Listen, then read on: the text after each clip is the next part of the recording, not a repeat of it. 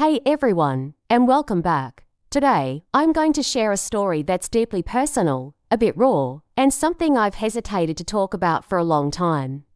It's about a relationship I was in, a relationship I thought was my forever. But as many of you know, life has a way of throwing curveballs when you least expect them.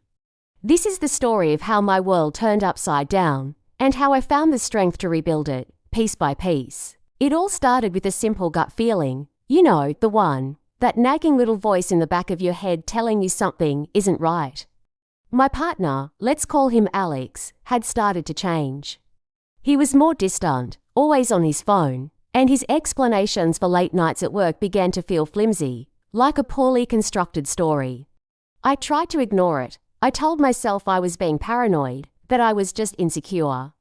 After all, we had built a life together, we had plans, we had dreams. You don't just throw that away over a feeling, right? But the feeling grew louder. It went from a whisper to a shout. There were small things at first. A new cologne I didn't recognize. Vague answers to simple questions about his day. He'd guard his phone like it held state secrets, angling it away from me whenever a notification popped up. I remember one evening, I casually asked who he was texting so much. He snapped at me, saying it was just work, and accused me of being controlling. That was the first time he'd ever spoken to me with such anger. The air in our home, once filled with laughter and warmth, became thick with tension. It felt like walking on eggshells in a place that was supposed to be my sanctuary. I started to feel like I was going crazy. Was I imagining all of this? Was the stress of my own job making me see things that weren't there? I confided in a close friend, and she listened patiently as I laid out all my suspicions. She didn't tell me what to think, but she did say one thing that stuck with me. Your feelings are valid. Don't let anyone make you feel crazy for what your intuition is telling you. That gave me a little bit of strength. I wasn't imagining it. Something was wrong. The breaking point came on a Tuesday. I remember the day so clearly.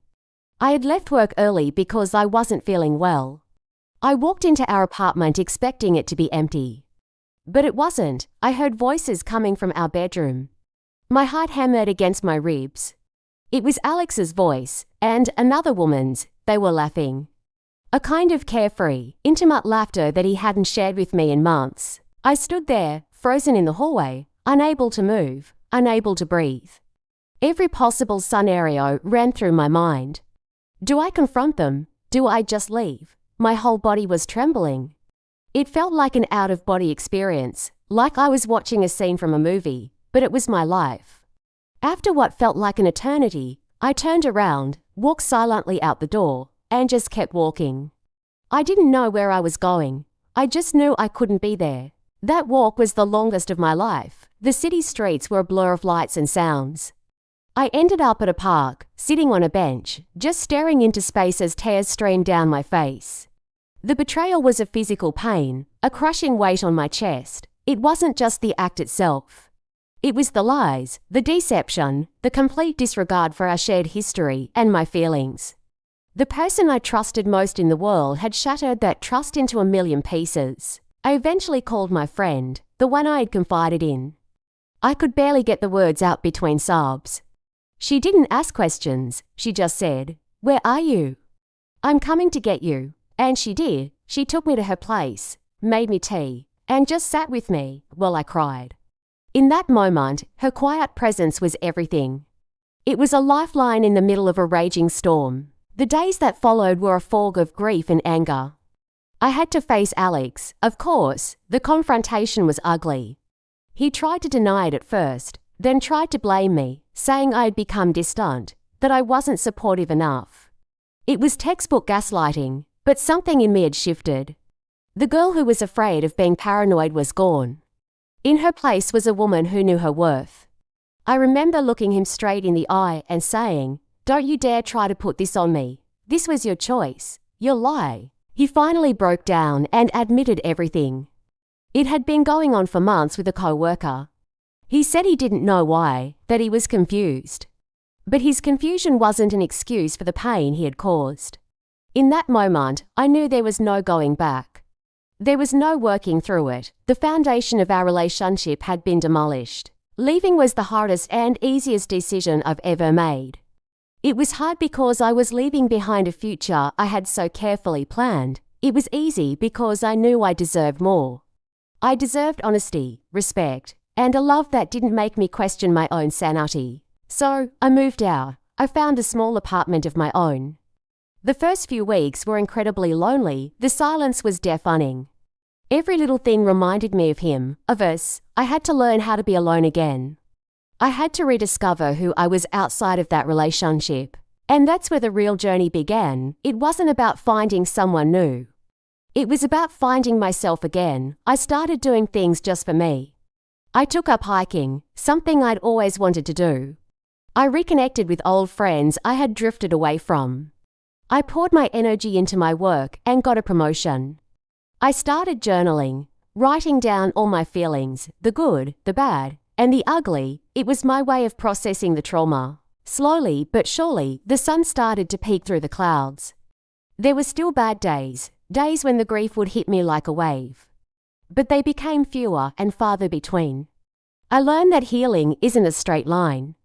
It's a messy, complicated process with ups and downs, and that's okay. I also learned the incredible power of self-love. For so long, my self-worth had been tied to being in a relationship, to being loved by someone else. The heartbreak forced me to learn how to love myself fiercely and unconditionally. I learned that I am whole and complete on my own. My happiness doesn't depend on another person. It's been a few years now. I've built a life that I am incredibly proud of, a life that is mine. I'm happy, genuinely happy, and looking back, while the betrayal was the most painful experience of my life, it was also a catalyst for immense growth. It taught me resilience. It taught me the importance of trusting my gut. And most importantly, it taught me that I am so much stronger than I ever thought I was. If you're going through something similar, if your world has been turned upside down by betrayal, please hear me when I say this. You are not alone. And it will get better. It feels impossible right now, I know. But take it one day, 1 hour, one breath at a time. Lean on your support system. Let yourself feel all the emotions without judgment, and please, be kind to yourself. You are worthy of love, respect, and happiness. You will get through this. The journey to healing is long, but it is so worth it. The person you become on the other side is a warrior. You learn to wear your scars not as a sign of damage, but as a symbol of survival. This experience didn't break me, it broke me open. It allowed me to rebuild a life that is more authentic, more joyful, and more aligned with who I truly am. Thank you so much for listening to my story. It wasn't easy to share, but I hope that by being open, it might help someone else who's navigating a similar storm. Remember your strength, trust your intuition, and never, ever stop fighting for the beautiful life you deserve. Thanks for watching, and I'll see you in the next one.